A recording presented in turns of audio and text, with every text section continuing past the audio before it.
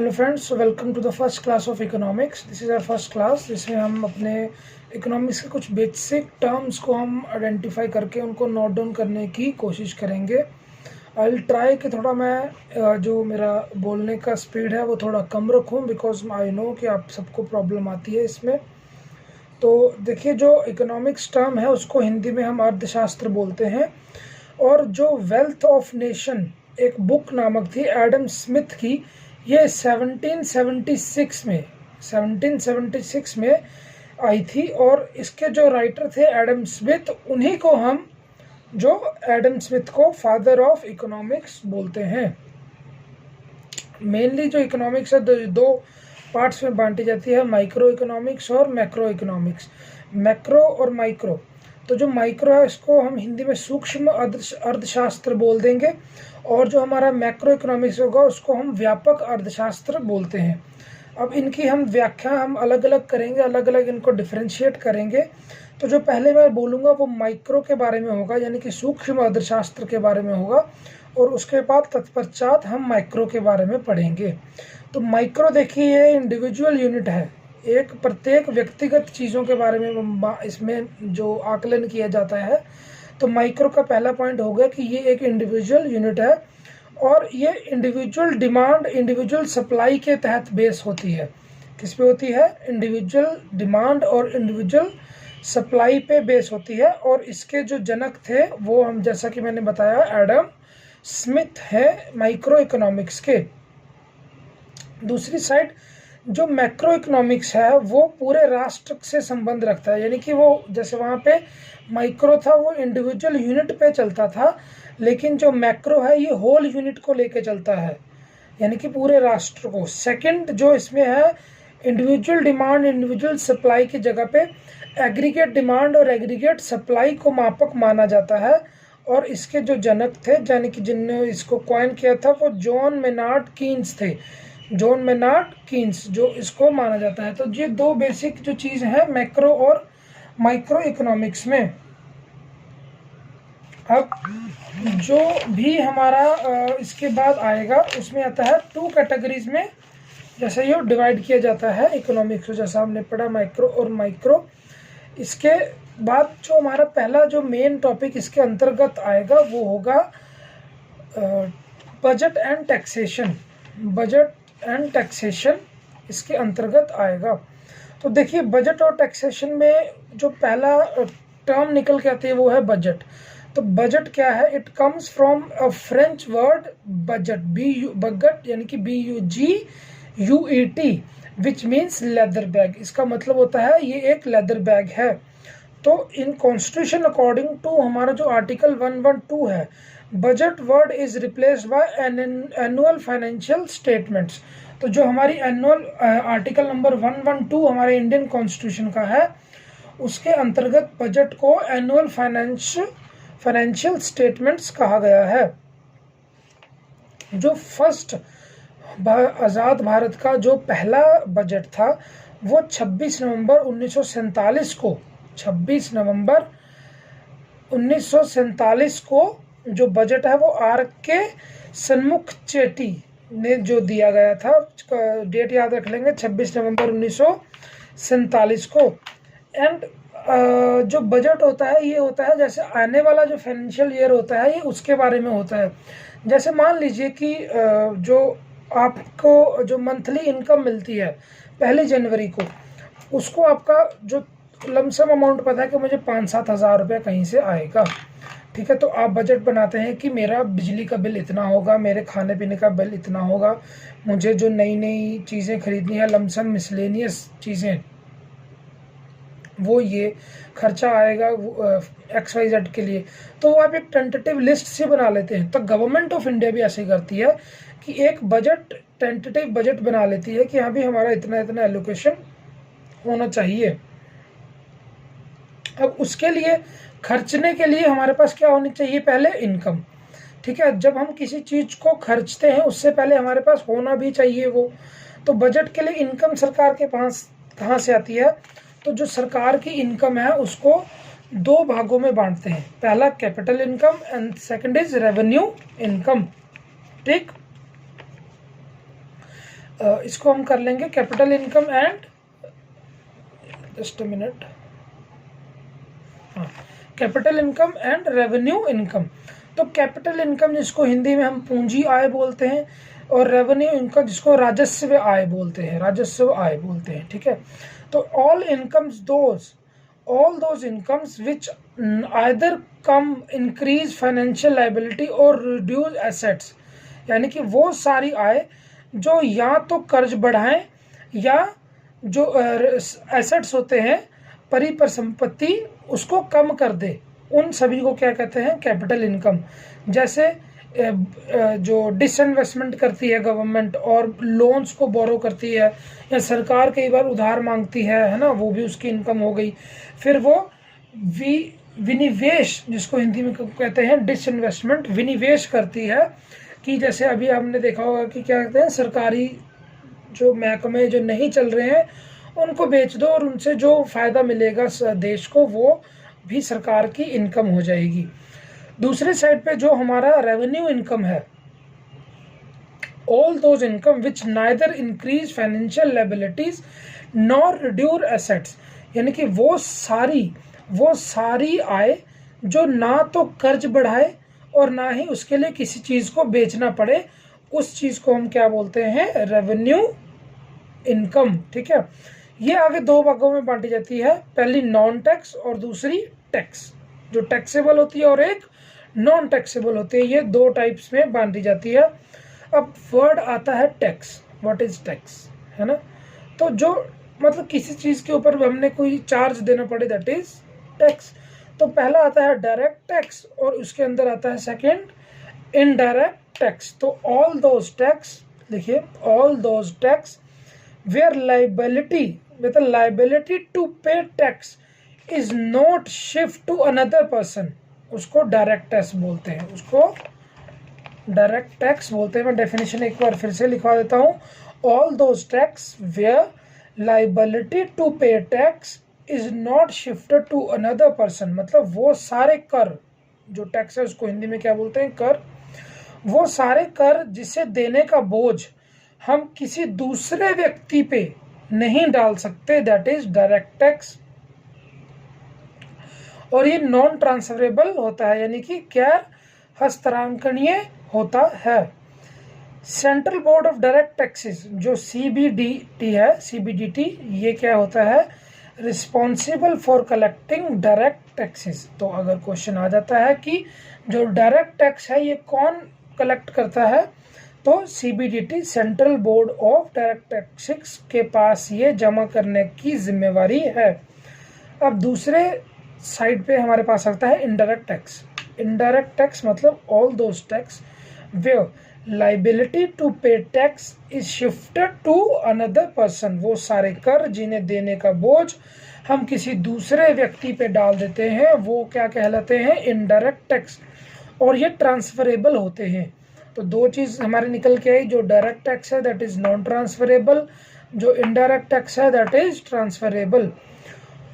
और central board of excise and custom, central board of excise and custom is responsible for collecting the indirect taxes. तो ये हमारा पहला topic यहाँ पे खत्म होता है, क्या, बजट एंड टैक्स, ठीक है। बजट एंड टैक्सेशन जो हमारा पहला टॉपिक था यहाँ पे खत्म हो जाता है। नेक्स्ट एक जो महत्वपूर्ण बात हमारे पास है आज के देश में, हमने काफ़ी इसमें काम किया है और समय समय पे इस पे सरकार भी अपना जो आकलन है वो करती रहती है, इसमें सुधार लाती रहती है, वो है GST, goods and services tax, one nation one tax, जिसको सेवा और वस्तु कर भी कहा जाता है, उसके बारे में थोड़ा सा हम पढ़ेंगे। जो GST है ये एक डेस्टिनेशन बेस्ड टैक्स है, जो GST है ये एक डेस्टिनेशन बेस्ड टैक्स है। इसका थोड़ा सा हिस्टोरिकल बैकग्राउंड आपको बताने की कोशिश करेंगे कि in the year 2000 former prime minister Shri Atal Bihari Vajpayee ji introduce the bill of GST and set up a committee, और उन्होंने इस कमेटी को, एक कमेटी है जिसको सेटअप किया, जो उस टाइम पे West Bengal, the then West Bengal finance minister Asim Das Gupta, AD Gupta के अध्यक्षता में डिज़ाइन किया गया क्या, जीएसटी भारत का मॉडल। तो अगर क्वेश्चन आ जाता है कि जो 2000 में जो जीएसटी के लिए कमेटी बनाई गई थी उसका हेड कौन था या किसके अंतर्गत किस कमेटी के बनाई गई थी, तो असीम दास गुप्ता को बनाया गया था। दोस्तों अगर आर्टिकल 279 का हम देखें, 279 देखें ऑफ इंडियन कॉन्स्टिट्यूशन, वो 101 कॉन्स्टिट्यूशनल अमेंडमेंट एक्ट 2016 डिफाइन करता है जीएसटी को। ठीक है, आर्टिकल 279 डिफाइन करता है जीएसटी को। There are 3 types of taxes introduce in GST.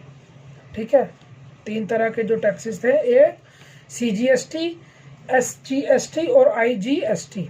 यानी CGST central goods and services tax, central good and services tax. Second है state goods and services tax, SGST, and IGST is integrated and services tax, integrated services tax. जो IGST है ये charge करता है central government, IGST charge करता है central government. ठीक है, ये क्वेश्चन पूछ सकते हैं कि आईजीएसटी कौन चार्ज करता है, तो सेंट्रल गवर्नमेंट चार्ज करती है। Around 160 countries have already implemented GST.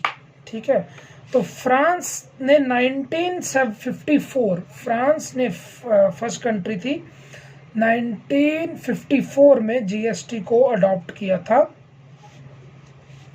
जो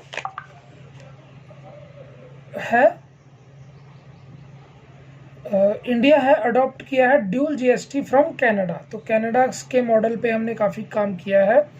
India has the highest GST rate of 28%। तो इंडिया के पास एक जो स्लैब्स बनाई गई थी, इंडिया ने स्लैब्स बनाई थी 0, 5, 12, 18 और 28% की जो स्लैब थी, वो इंडिया ने काफ़ी हाई स्लैब एक बनाई थी।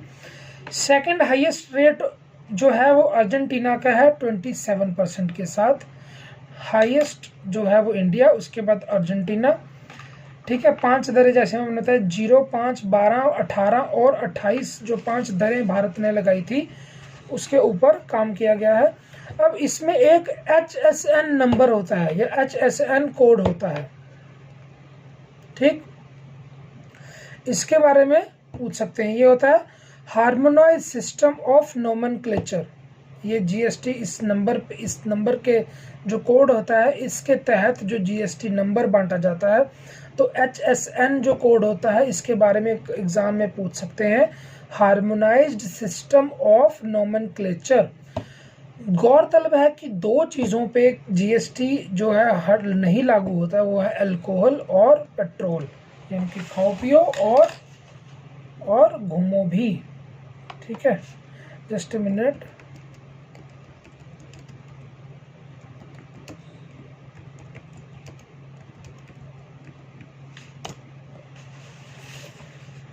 ठीक है जी, अब जीएसटी नंबर होता है कि कितने डिजिट का होता है ये पूछ सकते हैं। तो ये होता है 15 डिजिट का। कितने डिजिट का? 15 डिजिट का आइडेंटिफिकेशन नंबर ये जो दिया जाता है। अब इसमें central board of excise and custom declared 1 जुलाई टू जीएसटी डे। 1 जुलाई जो इम्पोर्टेंट हमारे पास आया है वो है 1 जुलाई जीएसटी डेट को बनाया जाता है। जो हेडक्वार्टर है इसका वो है हमारे पास कहाँ पे हेडक्वार्टर इसका? न्यू दिल्ली में। बिल्कुल सही।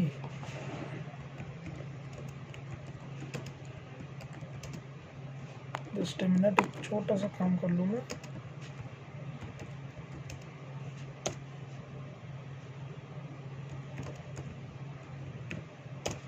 चलिए, अब जो जीएसटी कमेटी के चेयरमैन थे वो फाइनेंस मिनिस्टर होते हैं। GST panel meeting chairman Amit Mitra current जो थे उस टाइम पे थे जो भी ये चला था। तो उसमें जीएसटी रिमूव्स क्या इम्पोर्टेंट क्या है जीएसटी की वजह से? तो जो जीएसटी है इसने कि it removes the cascading effect of economy के जो कास्केडिंग इफेक्ट्स थे, जो काला बाजारी वगैरह थी, वो इससे काफ़ी ही सुधार आया गया। और Assam was the first state जिसने लीगल अप्रूवल दी थी जीएसटी बिल को। असम जो थी वो पहली स्टेट थी। क्वेश्चन पूछ सकता है कि what is the timeline of that GST. तो ये थी वन नेशन वन टैक्स, एक राष्ट्र एक कर, जैसे मैंने बताया था। तो इसी के साथ ही जो हमारा जीएसटी का थोड़ा सा ओवरव्यू था इकोनॉमिक्स में, वो आपको मैंने दिया। उसके बाद हमारा एक डायरेक्ट टैक्स के बारे में हमने वर्ड सुना था, तो इससे काफ़ी क्वेश्चंस अगर बनते हैं तो हो सकते हैं कि आ जाए। तो डायरेक्ट टैक्स के बारे में हम थोड़ा सा पढ़ेंगे, जिसको प्रत्यक्ष या फिर कर कहा जाता है। ठीक है, ठीक है। पहला इसके अंदर आता है इनकम टैक्स। ये वर्ड काफ़ी बंदों ने या काफ़ी बच्चों ने सुना होगा कि इनकम टैक्स क्या होता है। तो लिखेंगे कि टॉपिक नया है ये, डायरेक्ट टैक्स के अंदर फर्स्ट टॉपिक डालेंगे इनकम टैक्स। वो है इंट्रोड्यूस इन 1860, 1860 में ये इंट्रोड्यूस हुआ। और ईयर ऑफ एबॉलिश 1873 में इसको समाप्त कर दिया गया इंट्रोड्यूस करने के बाद। तो लेकिन री इंट्रोड्यूस गया 1886 में। तो ये ईयर पूछ सकते हैं कि किस साल इसको ख़त्म कर दिया गया। तो 1873 में इसको ख़त्म किया गया, लेकिन 1886 में एक बार फिर पुनः इसको लागू कर दिया गया। किसको? इनकम टैक्स को। अब इसमें जो स्लैब्स बनाई गई हैं, जो नया बजट आया है उसके हिसाब से भी, लेकिन उसको जो पुराना बजट है उसके हिसाब से भी रखा गया है। एग्जाम्पल कि जो 0 से 2.5 लाख रुपए, 2.5 से 5 लाख, 5 से 10 लाख और 10 लाख से अबव वाले। लेकिन इस बार के बजट में ड्यूल स्लैबिंग का भी हमें फीचर दिया गया है। अब इसके अंदर फर्स्ट आता है इनकम टैक्स, सेकंड आता है कॉरपोरेट टैक्स। ठीक है, कॉरपोरेट टैक्स ये tax on the income of registered organisation, जो रजिस्टर्ड ऑर्गेनाइजेशंस होती हैं उसके उनसे लिया जाता है। और मेन सोर्स ऑफ इनकम होता है गवर्नमेंट की जो इनकम होती है ये काफ़ी कॉरपोरेट टैक्स से आती है। आपने इंडस्ट्री लगवानी है तो आपको कॉरपोरेट टैक्स देना पड़ेगा, आपको अपना बिजनेस रजिस्टर करना है तो आपको कॉरपोरेट टैक्स देना पड़ेगा। ठीक है, तो इसके बाद गिफ्ट टैक्स, एक नए थर्ड आता है gift tax. This tax is to paid by the person who gifted who receive the gifts. ठीक है, तो इसमें कुछ जो इसमें छूट भी दी गई है, जैसे gift received on occasions of marriages, जो 50,000 से नीचे वाले उन सभी गिफ्ट्स को फ्रॉम इमीडिएट, जो बिल्कुल gift receive from immediate relative होता है उससे भी कोई हमें वो नहीं होता जो इस पर टैक्स देना पड़ता है। तो ये काफ़ी कम है हमारे देश में। उसके बाद होती है स्टेट ड्यूटी, यानी कि जायदाद कर जिसको हम बोलते हैं। तो ये उत्तराधिकार संपत्ति पर, जब हमारी ट्रांसफरेबल प्रॉपर्टी जो घर की होती है इनहेरिटेड, उस प्रॉपर्टी पे टैक्स देना पड़ता है हमें। ठीक है, तो उसको बोलते हैं स्टेट ड्यूटी। फिफ्थ है वेल्थ टैक्स, पूंजी कर, कि तुम्हारे पास अगर कितनी पूंजी है तो उससे ज़्यादा तुम्हें कर देना पड़ेगा। तो 1957 में इसका इंट्रोडक्शन हुआ। कब हुआ? 1957 में ये भारत में पहली बार लगाया गया। एंड अबॉलिश कब किया गया? 2015 में। किसके द्वारा? लेट जो हमारे फॉर्मर फाइनेंस मिनिस्टर रहे हैं अरुण जेटली जी के द्वारा। ठीक है, अब ये एक्सपेंडिचर, अब ये तो थी इनकम, है ना। एक्सपेंडिचर भी करना है गवर्नमेंट को। तो रेवेन्यू एक्सपेंडिचर होता है नॉन प्लान्ड, और कैपिटल और एक्सपेंडिचर एक होता है प्लान्ड।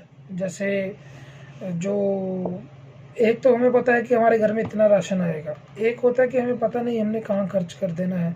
तो वो जो दोनों में फ़र्क होता है। तो पहले मैं आपको बताऊंगा कैपिटल एक्सपेंडिचर और प्लान्ड एक्सपेंडिचर, जो प्लान्ड होते हैं। देखिए ये जो है ये तो ना, it is neither decreased financially liability nor increase assets. ठीक है, ये ना तो कर्ज कम करें और ना ही एसेट्स जो है वो बेचने पड़ सकते हैं हमें। ठीक है, सेकंड ये प्रोडक्टिव होते हैं, क्या होते हैं, ये प्रोडक्टिव होते हैं और डेवलपमेंट होती है इनसे क्या होती है, डेवलपमेंट होती है, और ये दोहराए नहीं जा सकते। तो एक इसकी और बात है कि डेवलपमेंट के साथ साथ नॉन रिक्यूरिंग है, ये लॉन्ग टर्म होते हैं और ये 1 साल से ज़्यादा टाइम के लिए हमें जो होते हैं कैपिटल एक्सपेंडिचर करते हैं, जैसे defence of USSR, China, statue of unity, infrastructure, railway पे जो पैसा लगाते हैं, ये इन चीज़ों को बोलते हैं। जो दूसरी साइड पे रेवेन्यू एक्सपेंडिचर होता है हमारा नॉन प्लान्ड, जिसको हम नॉन प्लान्ड रेवेन्यू बोलते हैं, ये neither decrease financial liability nor increase. दूसरी साइड पे जो कैपिटल है वो आइदर डिक्रीज फाइनेंशियल लाइबिलिटी और इंक्रीज एसेट। ठीक है, तो ये दो, क्योंकि वो डेवलप हो रहा है तो एसेट्स इंक्रीज हो रहे हैं हमारे पास, सरकार के पास एसेट्स बन रहे हैं, और जो फाइनेंशियल लाइबिलिटी कर्ज है सरकार पे, किसमें, कैपिटल वाले में, कैपिटल एक्सपेंडिचर वाले में, उसमें कर्ज कम हो जाता है। ये नॉन डेवलपमेंट होते हैं, ये गैर विकासी होते हैं, नॉन प्रोडक्टिव होते हैं, ये वाले कौन, रेवेन्यू एक्सपेंडिचर जो नॉन प्लान्ड होते हैं। जैसे ओल्ड एज पेंशन है, एम्प्लॉयज की सैलरी है, डिफेंस, इंडियन डिफेंस है, सब्सिडीज देते हैं हम, जो उन सभी को हम डालते हैं नॉन एक्सपेंडिचर नॉन प्लान्ड वाले में। There are 3 situation in budget की 3 सिचुएशंस होती हैं। पहला सरप्लस बजट है, दूसरा क्या है, बैलेंस बजट है, और थर्ड क्या है, डेफिसिट बजट है। 3 चीजें होती हैं। ठीक है, डेफिसिट बजट, सरप्लस बजट और बैलेंस बजट। ठीक है, अधिशेष बजट मतलब सरप्लस, अधिक है हमारे पास, बराबरी बजट मतलब बैलेंस्ड है, और घाटे का बजट मतलब डेफिसिट बजट है। एक डेफिसिट फाइनेंसिंग टर्म आती है, डेफिसिट फाइनेंसिंग। ठीक है, घाटे का जो फाइनेंसिंग होता है, सरकार के डेफिसिट बजट की भरपाई घाटे का, जो सरकार का घाटा होता है वो वहाँ से पता लगता है हमें। तो उसमें क्या क्या होता है, डिसइन्वेस्टमेंट होती है, उसके बाद बोरोइंग्स ऑफ लोन ले लेती है, न्यू इनडायरेक्ट टैक्सेस लगा देती है, प्रिंटिंग न्यू करेंसी इसके अंदर आ जाता है। ठीक है, तो जो डेफिसिट फाइनेंसिंग होती है leads to rise in liquidity by printing of currency. तो जितनी ज़्यादा करेंसी करेंगे उतनी हमारी लिक्विडिटी जो मनी है वो इंक्रीज हो जाएगी। फिस्कल डेफिसिट क्या होता है, रेवेन्यू, इनकम और टोटल एक्सपेंडिचर। फिस्कल डेफिसिट मतलब जितनी हमारी इनकम है और जितना हम खर्च कर रहे हैं उसका जो लेफ्ट ओवर बचता है वो क्या होता है, फिस्कल डेफिसिट, जिस उसमें आ जाता है। यानी कि लिखेंगे it is the difference between total revenue income, difference between total revenue income and total expenditure. यह अंतर है कुल राजस्व आय और राजस्व खर्चे का। ठीक, while calculating fiscal deficit borrowing are not included financial bonds। ठीक है, ये जो फिजिकल होती है इसमें रेवेन्यू इनकम जो है नहीं किए जाते। प्राइमरी डेफिसिट जो चीज़ होती है, it is the difference between physical deficit of current year and interest payments of on previous borings. यानी कि यह चालू वर्ष, जो वर्ष अभी करंटली चल रहा होगा, यह चालू वर्ष का राज्य कोषीय घाटा और पिछले उधारों का ब्याज भुगतान का अंतर होता है। ठीक है, क्या दोबारा मैं बोलूँगा क्या होता है, प्राइमरी डेफिसिट क्या होता है, चालू वर्ष का राजकोषीय घाटा और पिछले वर्ष के उधार लिया होगा गवर्नमेंट ने, उसका जो ब्याज होगा वो इसमें से माइनस कर देंगे, तो वो क्या बच जाएगा हमारा, प्राइमरी डेफिसिट।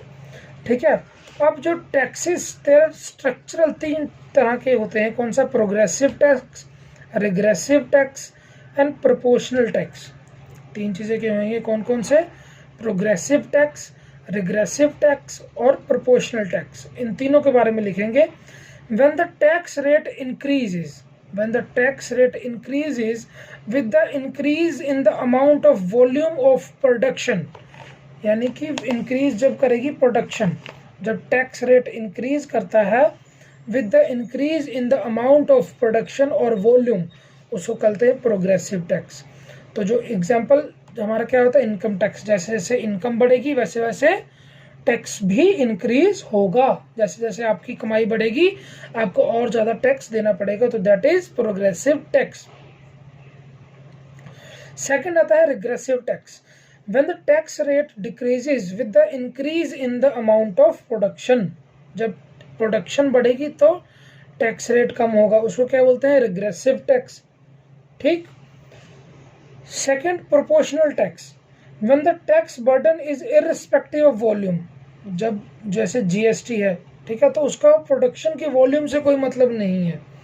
जब कर का बोझ उत्पादन की मात्रा के बावजूद होता है, आपको वो देना ही पड़ेगा। जैसे मान लीजिए कि कोई एक कमोडिटी है XYZ, ठीक, तो XYZ कमोडिटी पे आपको लगाना पड़ेगा 28% GST। अब वो चाहे एक कमोडिटी बनती है चाहे दो बनती है, इसका मतलब ये नहीं कि अगर कम बन रही है तो 28 की जगह ये लगा लो, वो 28% उस कमोडिटी पे आपको देना पड़ेगा, दैट इज प्रोपोर्शनल टैक्स। ठीक। तो इस जो स्ट्रक्चर ऑफ टैक्सेस के साथ हमारा जो फर्स्ट चैप्टर है वो आज खत्म हुआ है, जिसका नाम क्या था, हमने बताया था बजट एंड टैक्सेशन। तो ये फर्स्ट चैप्टर खत्म हुआ है और ये 26 से 27 मिनट की वीडियो होगी। आई होप कि आपको ये जो हमने इकोनॉमिक्स स्टार्ट किया है इसके मेन टॉपिक्स पता होंगे। जो अगली क्लासेस होंगी उसका जो टॉपिक्स है वो इन्फ्लेशन होगा, इसके साथ इन्फ्लेशन में हम क्या क्या है वो पढ़ेंगे।